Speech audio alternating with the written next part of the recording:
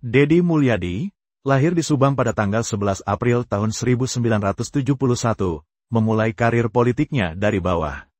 Ia dikenal sebagai sosok yang dekat dengan masyarakat, dan ketika ia menjabat sebagai Bupati Purwakarta pada tahun 2008, Purwakarta mengalami perubahan yang signifikan.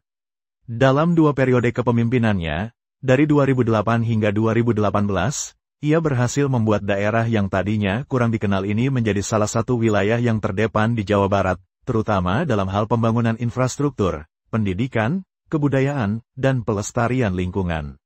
Membangun Purwakarta berbasis budaya. Dedi Mulyadi seringkali menekankan pentingnya budaya dalam pembangunan daerah.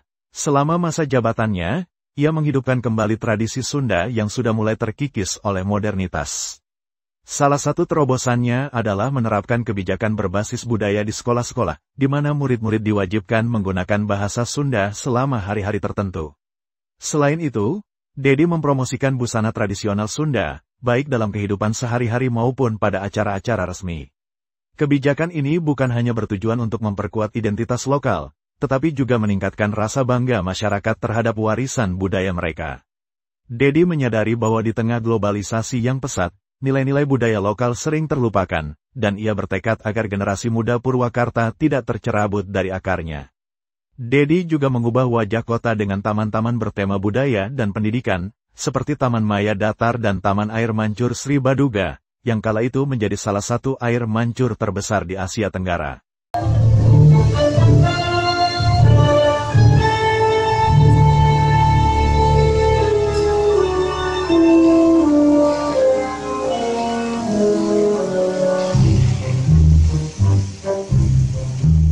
Taman ini bukan hanya menjadi daya tarik wisata, tetapi juga tempat berkumpul bagi warga untuk mengenal lebih jauh tentang sejarah dan budaya daerah mereka.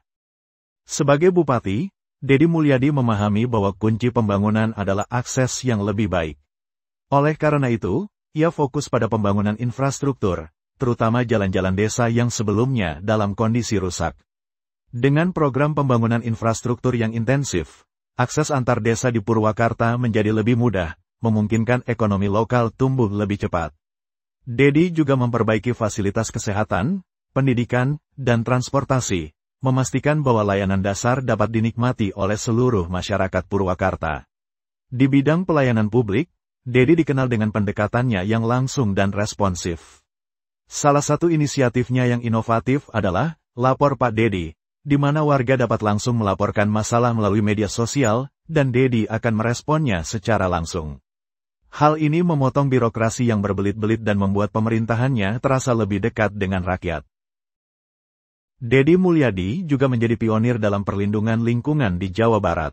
Ia menjalankan berbagai program konservasi alam dan gerakan penghijauan, seperti penanaman pohon di berbagai wilayah Purwakarta. Selain itu, Dedi mendorong petani untuk tidak menggunakan bahan kimia berlebihan dalam bercocok tanam, melainkan kembali ke cara-cara organik yang lebih ramah lingkungan. Di bawah kepemimpinannya, sungai-sungai di Purwakarta dibersihkan dari limbah, dan masyarakat diajak untuk berperan aktif dalam menjaga kebersihan lingkungan. Dedi bahkan tidak ragu terjun langsung dalam aksi-aksi lingkungan, seperti pembersihan sungai atau penanaman pohon, yang membuatnya dikenal sebagai sosok yang berbicara melalui tindakan.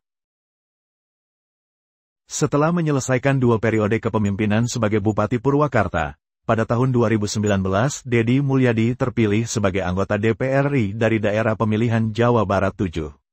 Di Senayan, Dedi melanjutkan perjuangannya dalam bidang sosial dan lingkungan. Ia duduk di Komisi 4 yang membidangi pertanian, kehutanan, dan lingkungan hidup, sesuai dengan minat dan keahliannya selama memimpin Purwakarta. Di DPR, Dedi dikenal sebagai anggota yang vokal dan progresif, terutama dalam advokasi terhadap isu-isu lingkungan. Ia seringkali mengkritik kebijakan yang merusak alam dan terus mendorong adanya kebijakan perlindungan lingkungan yang lebih ketat. Dedi juga mengangkat masalah perlindungan hutan dan sumber daya alam yang kerap dieksploitasi tanpa mempertimbangkan dampak jangka panjang. Tidak hanya itu, Dedi juga memperjuangkan nasib petani dan nelayan, kelompok-kelompok masyarakat yang sering kali terlupakan. Ia mendorong adanya program-program yang lebih berpihak kepada mereka, seperti penyediaan pupuk bersubsidi dan bantuan alat pertanian yang lebih modern. Di luar semua prestasinya, Dedi Mulyadi dikenal sebagai sosok yang rendah hati dan dekat dengan masyarakat. Ia seringkali terlihat menggunakan pakaian sederhana, bahkan pada acara-acara resmi. Dedi juga sering turun ke lapangan, menemui langsung masyarakat untuk mendengarkan keluhan dan kebutuhan mereka. Sikapnya yang merakyat ini membuatnya dicintai oleh banyak orang, tidak hanya di Purwakarta tetapi juga di seluruh Jawa Barat. Dedi kerap kali memberikan bantuan kepada warga miskin secara langsung, dan ia tidak segan untuk mengkritik pemerintah jika kebijakan yang diambil dirasa tidak berpihak kepada rakyat kecil. Dedi Mulyadi adalah contoh pemimpin yang tidak hanya bicara, tetapi juga bertindak nyata untuk membawa perubahan. Dedikasinya terhadap budaya, lingkungan, dan kesejahteraan masyarakat terus berlanjut. Di tengah dunia politik yang seringkali penuh intrik, Dedi hadir dengan gaya kepemimpinan yang sederhana dan merakyat, namun penuh prestasi dan dampak nyata. Keberhasilan Dedi Mulyadi tidak hanya diukur dari apa yang sudah ia bangun secara fisik, tetapi juga dari bagaimana ia berhasil mempengaruhi cara berpikir masyarakat untuk lebih mencintai budaya dan lingkungannya sendiri. Dedi Mulyadi telah membuktikan bahwa dengan niat yang tulus dan tindakan nyata, perubahan yang signifikan bisa diwujudkan.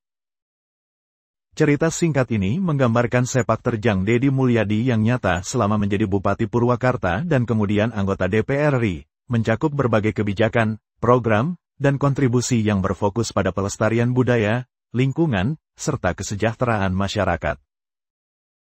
Semoga informasi ini bisa membantu teman-teman dalam menentukan pilihannya di pemilihan Gubernur Jawa Barat.